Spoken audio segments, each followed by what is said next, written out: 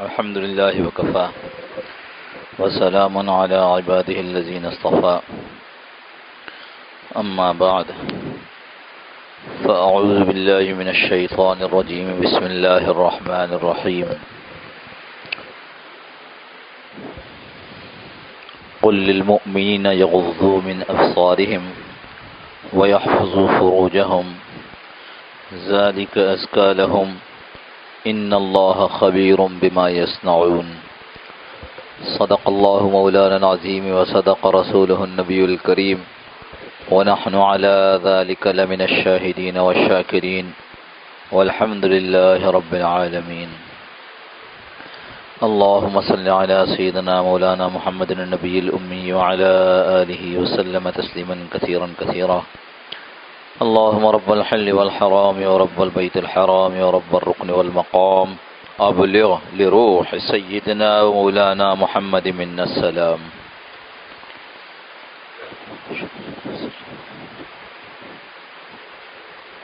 اللہ جل جلالہ و من والہ نے حضور صلی اللہ تعالی علیہ وسلم کے ذریعے اس انسانیت کو بہترین زندگی گزارنے کا طریقہ سکھایا اور اس طریقے کا نام خود اللہ نے اسلام تجویز کیا. اسلام یہ کسی آدمی کا رکھا ہوا نام نہیں ہے، کسی گروہ نے اس نام کو اپنے لیے پسند نہیں کیا، بلکہ خود حق تعالی شانہ نے قرآن کریم میں یہ ارشاد فرمایا ان الدین عند اللہ الاسلام. اللہ نے تمہارے لیے تمہارے دین کے واسطے تمہاری زندگی گزارنے کے طریقے کے واسطے جو چیز پسند کی ہے وہ ہے اسلام. ایک اور موقع پر یہ ارشاد فرمایا اللہ رب العزت نے قرآن کریم میں وَمَن يَبْتَغِ غَيْرَ الْإِسْلَامِ دِينًا فَلَن يُقْبَلَ مِنْهُ، جو چاہے غیر اسلام کو بحیثیت دین کے لینا، دین کے لیے زندگی گزارنے کے لیے اسلام کے علاوہ وَمَن يَبْتَغِ جو چاہے غیر اسلام، اسلام کے علاوہ کسی چیز کا کہ میں اس کو اپنا دین بناؤں، میں اس کے مطابق اپنی زندگی بسر کروں، فَلَن يُقْبَلَ مِنْهُ، اس سے وہ ہرگز قبول نہیں کیا جائے، ہرگز. اللہ جل جلالہ و من والہ نے یعنی میں نے دونوں آیات آپ کو سنا دی کہ ایک جگہ ان الدین عند اللہ، اللہ کے نزدیک تو دین اسلام ہی ہے، تو یہ اللہ رب العزت کی زبان مبارک سے نکلا ہوا لفظ کہ دین تو اسلام ہی ہے. اور دوسری آیت سنا دی کہ اسلام کے علاوہ کوئی اور دین قبول نہیں. گویا جو بات عرض کرنا چاہ رہا ہوں کہ اسلام کا لفظ یہ خود اللہ رب العزت کا اختیار کردہ لفظ ہے. یہ وہ لفظ ہے جس کو اللہ نے ہمارے دین کے لیے استعمال کیا. اسلام عربی میں اسلام کا مطلب اپنے آپ کو حوالے کرنا ہے، حوالے کرنا ہے. انگریزی والے اس کو سمجھیں کہ اسلام کا مطلب ہے ٹو سرنڈر، ہتھیار ڈال دینے کو کہتے ہیں نا، سرنڈر کر دیا، ٹو سرنڈر. اسلام کا ترجمہ اپنے آپ کو اللہ کے حوالے کرنا. اللہ کے حوالے کرنے کا کیا مطلب؟ اب جیسے اللہ چاہیں میں تو ویسے ہی کر سکتا ہوں، اس لیے کہ میں نے اپنے آپ کو اللہ کے حوالے کیا۔ ایک آدمی ہے، مریض ہے، بیمار ہے، کوئی اس کو یہ مشورے دیتا ہے، کوئی وہ مشورہ دیتا ہے، کوئی وہ اور مشورہ دیتا ہے۔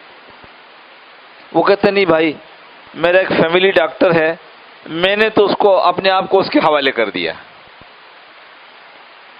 یعنی اب وہ جو دوا کھلائے گا وہ کھاؤں گا، جو پرہیز بتائے گا وہ پرہیز کروں گا، جو آپریشن بتائے گا اس آپریشن کراؤں۔ اسلام اپنے آپ کو اللہ کے حوالے کرنے کا نام ہے۔ اللہ کے حوالے کریں گے تو ہمیں کیسے پتہ چلے گا اللہ کیا چاہتے ہیں کیا نہیں چاہتے؟ تو اس کے لیے اللہ پاک نے قرآن کریم میں بہت سارے مقامات پر مختلف انداز سے سمجھایا۔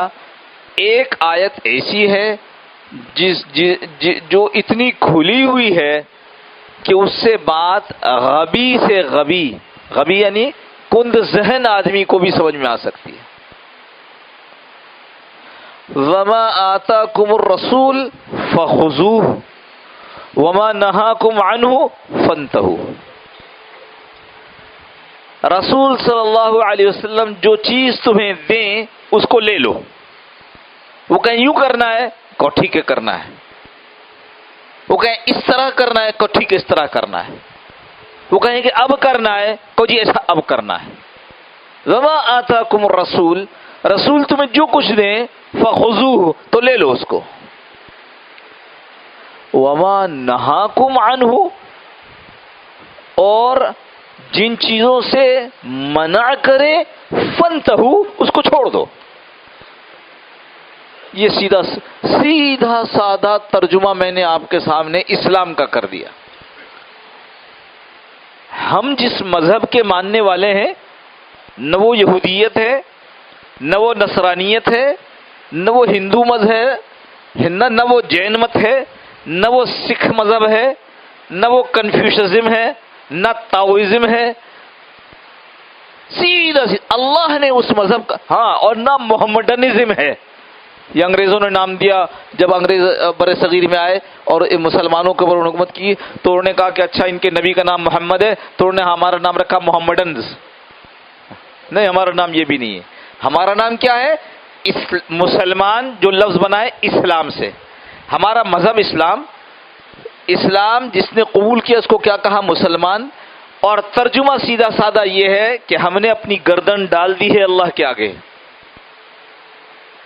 اور اللہ ہم سے کیا چاہتے ہیں وہ اللہ نے خود کئی جگہ میں نے عرض کیا، کئی جگہ پر مختلف انداز سے کہا گیا، لیکن یہ بالکل سادہ ہے۔ جو رسول صلی اللہ تعالی علیہ وسلم تمہیں دے دے وہ لے لو، اس لیے کہ وہ میری چاہت ہے۔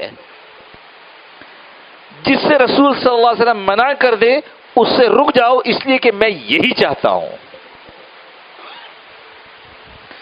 ہمیں پتہ نہیں تیسرا یا چوتھا جمعہ ہو گیا، حیا پر ہم بات کر رہے ہیں۔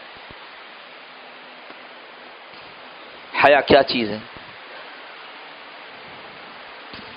آخری جمعے جو گزشتہ جمعے میں نے عرض کیا تھا کہ لباس سے متعلق حیا ہونی چاہیے، وہ لباس اختیار کریں، وَلِبَاسُ التَّقْوَىٰ ذَلِكَ خَيْرٌ، وہ لباس اختیار کریں جو تقوی والا لباس ہے۔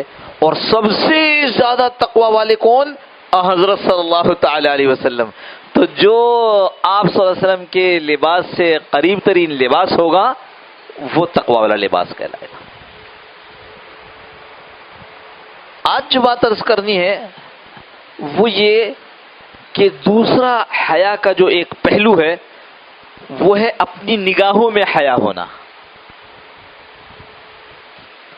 جن چیزوں کو دیکھنے سے اللہ نے منع کیا ہے ان سے اپنی نگاہوں کو روک لیا جائے۔ جن چیزوں سے منع کیا، کہا کہ تم اس طرح کا لباس پہنو، اگر کوئی اس طرح کا لباس نہ پہنے اور بے حیائی کر رہا ہو تو ہمیں اپنی نگاہیں روکنی ہے۔ قل للمؤمنین، یہ جو میں نے ابھی آیت تلاوت کی، قل للمؤمنین، حضرت صلی اللہ علیہ وسلم سے کہا جا رہا ہے کہ کہہ دیجئے، میں نے آپ کو کہا وما آتاکم الرسول، جو رسول دے وہ لے لو، اور جس سے روکے رک جاؤ. تو یہاں اللہ فرما رہے ہیں رسول اللہ صلی اللہ علیہ وسلم کو کہ اے رسول صلی اللہ علیہ وسلم ایمان والوں کو کہہ دیجئے، سب کو نہیں کہہ رہے. ہاں وہ تو جو اسلام قبول کیا ہے جس نے، تو ایمان والوں کو کہہ دیجئے یغضوا من ابصارہم، اپنی نگاہوں کو نیچی رکھیں. اور اس کے فوراً بعد دوسرا حکم، اپنی شرمگاہوں کی حفاظت کریں. ابتدا کہاں سے ہوتی ہے؟ نگاہوں کی حفاظت. نگاہوں کی حفاظت سے ابتدا ہوتی ہے. اور انتہا کہاں ہوتی ہے؟ وَيَحْفَظُوا فُرُوجَهُمْ، اپنے شرمگاہوں کی بات کرو، انتہا کہاں ہو جائے گی؟ انتہا یہاں ہو جائے گی کہ تمہاری شرمگاہیں محفوظ نہیں رہیں گے. درمیان میں سب کچھ آ گیا. یہ اعجاز ہے، یہ اس قرآن کا اعجاز ہے. ابتدا بیان کر دی ہے، انتہا بیان کر دی ہے، درمیان میں سب آ گیا. آزادانہ میل جول، ہاتھ لگانا، اور ایسے آگے بڑھتے بڑھتے بڑھتے جہاں انتہا کر دی کہ پھر شرمگاہ کا محفوظ نہ رہنا. حضور صلی اللہ تعالی وسلم کے ذریعے حکم دیا جا رہا ہے. اور صرف یہ نہیں کہ مردوں کو کہا جا رہا ہے، اگلی آیت قُل لِّلْمُؤْمِنَاتِ يَغْضُضْنَ مِنْ أَبْصَارِهِنَّ، ایمان والی عورتوں کو آپ کہہ دیجئے کہ وہ اپنی نگاہوں کو نیچی رکھیں. اب پھر آگے بیان ہے کہ اپنی اوڑھنی ایسے پہنے اور اپنے آپ کو اپنی محرمات کے علاوہ، جو محرم مرد ہیں ان کے علاوہ سب سے چھپا کر رکھیں. پھر تفصیلی آیت. نگاہ یہ آدمی کو بے حیائی کی طرف لے جانے والی پہلی چیز ہے. میں نے حیا کا ایک پہلو بیان کر دیا آپ کے سامنے. وہ پہلو لباس سے متعلق کہ جس سے آدمی یہ ظاہر کر رہا ہوتا ہے کہ میں حیادار ہوں یا نہیں ہوں. میں نے آپ کو اسی ممبر سے آج سے کافی عرصہ پہلے ایک واقعہ سنایا تھا کہ جب کسی عورت کو اپنے بچے کی شہادت کی خبر ملی ہے، ایسا ہوتا تھا کہ جب جہاد سے واپس آتے تھے تو رسول اللہ صلی اللہ تعالی علیہ وسلم اور صحابہ ساتھ ساتھ ہوتے تھے. ان کی سواریاں آتی اور لوگ اپنے پیاروں کی تلاش میں نکلتے کہ بھئی میرے شوہر آ گئے، میرا بیٹا آ گیا، میرا باپ آ گیا. تو ایک عورت کو خبر دی گئی کہ تمہارا بیٹا شہید ہو گیا. وہ اس خبر کی تصدیق کے لیے نکلی ہے، لیکن پہلے اس نے اپنا پردہ کیا ہے اور پھر حضرت صلی اللہ علیہ وسلم کے پاس حاضر ہوئی ہے اور اس کی تصدیق کی ہے. تو کسی نے اس سے پوچھ لیا، یہ واقعہ اللہ نے ہماری عبرت کے لیے محفوظ رکھا، آج ہم اس کو بیان کر سکتے ہیں. کہ کسی نے اس سے پوچھ لیا کہ عورت تیرا بیٹا شہید ہو گیا، جان سے گیا، اور تو اس کے باوجود، ہونا تو یہ چاہیے کہ دیوانہ وار باہر نکل آتی ہے سن کر، اس کے باوجود تو نے اتنا اہتمام کیا کہ پہلے تو نے اپنا لباس درست کیا، پھر پردہ کیا اور پردہ کر کے پھر باہر نکلی. تو اس عورت نے جواب دیا میرا بیٹا فوت ہوا ہے، میری حیا فوت نہیں ہوئی. یہ تو اللہ کے نبی صلی اللہ علیہ وسلم نے اپنے زمانے میں جو معاشرہ قائم کیا اس نے صاف صاف بتایا ہے، صاف صاف. اس میں کسی ہیچ پیچ کی گنجائش نہیں رکھی گئی ہے. وما آتاکم الرسول، اللہ کہہ تو رہے ہیں کہ جو رسول دے اس کو لے لو، ہمیں کیا پتا کہ رسول نے کیا دیا. نہ 1,24,000 صحابہ، یہ 1.25 لاکھ صحابہ سارے کے سارے وہ ہیں جو رسول اللہ صلی اللہ علیہ وسلم کے تربیت یافتہ ہے. لہذا رسول نے جو کچھ دیا ہے وہ کہاں سے پتہ چل جائے گا؟ صحابہ کی زندگی سے پتہ چل جائے گا. میں نے یہ واقعہ بھی ذکر کیا کہ وہ عورت، آواز لگ رہی ہے، اعلان ہو رہا ہے اللہ کے نبی صلی اللہ علیہ وسلم پر پردے کا حکم نازل ہو گیا ہے. ہاں، اللہ کے نبی صلی اللہ علیہ وسلم پر پردے کا حکم نازل ہو گیا، یہ اعلان ہو رہا ہے مدینہ منورہ کی گلیوں میں. اب وہ عورت جو ہے وہ ایک کنارے پر ہو جاتی ہے، بعض روایت میں جھک کر بیٹھ جاتی ہے، اور بچے کو کہتی ہے کسی کے، سنو تم کو میرا گھر معلوم ہے کہ وہاں سے میری چادر لے آؤ. اور وہ چادر اوڑھ کے گھر پہنچتی ہے تو کسی نے کہا کہ ارے ابھی تو رستے میں تو پتہ چلا تھا، جلدی سے گھر آ جاتی پھر چادر استعمال کرتی. کہ اللہ کا حکم پردے کا نازل ہو گیا اور میرا ایک قدم اللہ کے حکم کو توڑ کر چلے، یہ نہیں ہو سکتا. اب جو ہمارے ہاں کے حالات ہیں جس میں کوئی یہ کہتا ہے کہ پردہ تو آنکھوں کا ہوتا ہے، حیا تو آنکھوں میں ہوتی ہے. بے شک حیا آنکھوں میں ہوتی ہے، لیکن اس کا اظہار آدمی کے عمل سے ہوتا ہے. ایک آدمی ٹک ٹک دیکھتا رہے اور کہے میں بڑا حیادار ہوں،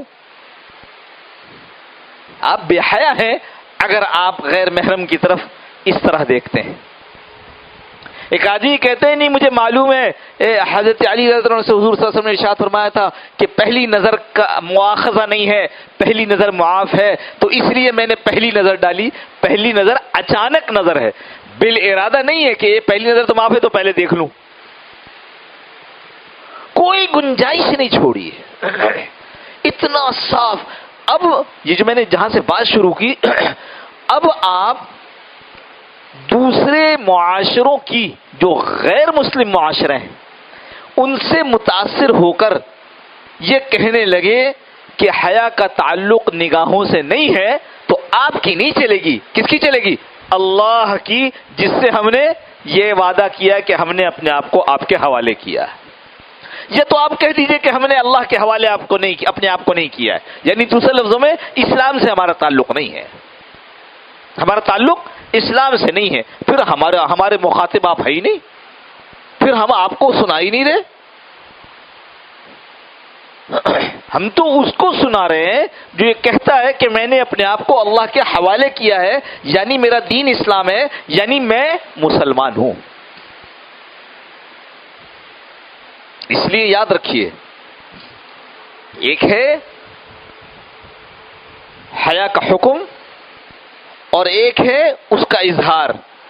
تو جیسے لباس میں حیا کا حکم ہے اور کوئی آدمی لباس کو اختیار نہیں کرتا تو ہم کیا کہتے ہیں کہ اس نے حیا کو اختیار نہیں کیا. ایسے ہی نگاہوں کے جھکانے کا بچانے کا حکم ہے، اگر کوئی یہ نہیں کرتا اور نگاہ کو محفوظ نہیں رکھتا تو سیدھی سی بات ہے اس نے حیا کا مظاہرہ نہیں کیا. حضور صلی اللہ تعالی علیہ وسلم کے پاس حضور صلی اللہ علیہ وسلم کی دو بیویاں بیٹھی ہوئی تھیں، ام سلمہ رضی اللہ عنہا اور دوسری بیوی حضرت میمونہ رضی اللہ تعالی عنہ. آپ صلی اللہ علیہ وسلم کے پاس تشریف فرما تھیں. سامنے سے عمرو بن ام مکتوم قرشی ایک نابینا صحابی چلے آ رہے تھے. حضور صلی اللہ علیہ وسلم نے ارشاد فرمایا احتجبا، تم دونوں پردہ کر لو. تو انہوں نے کہا یہ جو صحابی آ رہے ہیں یہ تو نابینا ہے، یہ تو نابینا ہے، تو آپ ان سے کہہ رہے پردہ کر لو. تو آپ صلی اللہ علیہ وسلم نے ارشاد فرمایا وما آتاکم رسول فخذوہ، جو نبی دے رہا وہ لے لو، وما نہاکم عنہ فانتہوا، جو جس کو منع کرو اس کو چھوڑ دو. آپ صلی اللہ علیہ وسلم نے ارشاد فرمایا یہ نابینا ہے، تم تو نابینا نہیں ہو. یعنی اگر تم دیکھ رہی ہو تو یہ حیا کے خلاف ہے. اب آپ بتاؤ کیا یہ تصور کیا جا سکتا ہے کہ اللہ کے نبی کی بیویاں وہ بد نظر ہوں گی؟ حیا اندر کی چیز ہے، اس کا اظہار ہمارے اعمال سے ہوتا ہے. ایک اظہار لباس کے ذریعے ہے، ایک اظہار آنکھوں کے ذریعے. اس واسطے ابھی تک ہم نے جو بات کی یہاں تک تو سب کو ہضم ہو رہی ہوگی. اب اس سے آگے کرنے چلا ہوں.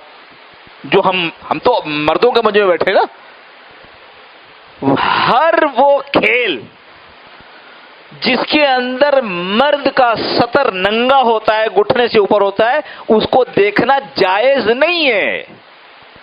کیوں؟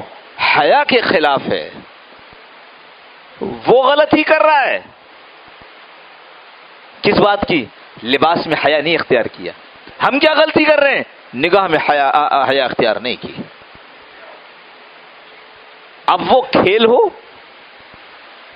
وہ آپ کے آج مارکیٹ ہو جس میں نے دیکھا بڑی بڑی عمر کے لوگ چڈیاں پہن کر چلے آتے ہیں، اب رواج دوبارہ شروع ہو گیا. غلط ہے. اگر وہ حیا میں نہیں ہے تو ہم نے اگر نگاہ نیچی نہیں کی تو ہم بھی حیا میں نہیں ہیں. یہ تو میں نے عمومی بات کی، باقی اس سے اور آگے جائیے تو اور آگے چیزیں ملیں گی. وہ جو انتہائی چست لباس پہننے والی ہیں یا انتہائی چست لباس پہننے والے ہیں، کیا جو اپنے سطر کو واضح کرتے ہیں، ظاہر کرتے ہیں. ہمارا دیکھنا جائز نہیں ہے. اگر اچانک نگاہ پڑ گئی تو پہلی نظر معاف ہے. اچانک یہ کھیل جس میں گھٹنے تھوڑے سے کھلتے ہیں یا وہ باڈی بلڈنگ اور پہلوانی ہو جس میں سب کا سب ننگا ہوتا ہے، اللہ معاف فرمائے، اس کی احتیاط کرنی. میں نے پھر کہا میں اس سے بالکل بات نہیں کر رہا ہوں جو یہ کہتا ہے کہ یہ کیا ہے اب وہ زمانہ تھوڑی میں اس سے بالکل بات نہیں کر. میں تو اس کو اپنا پیغام دے رہا ہوں جو یہ کہتا ہے کہ میں نے اسلام قبول کیا ہے، اپنے آپ کو اللہ کے حوالے کیا ہے، اس کے علاوہ میری کسی سے بات نہیں ہو رہی ہے. ہوا یہ ہے کہ حیا آہستہ آہستہ نکالی گئی ہے، اس لیے اس کے نکلنے کا احساس نہیں ہوا.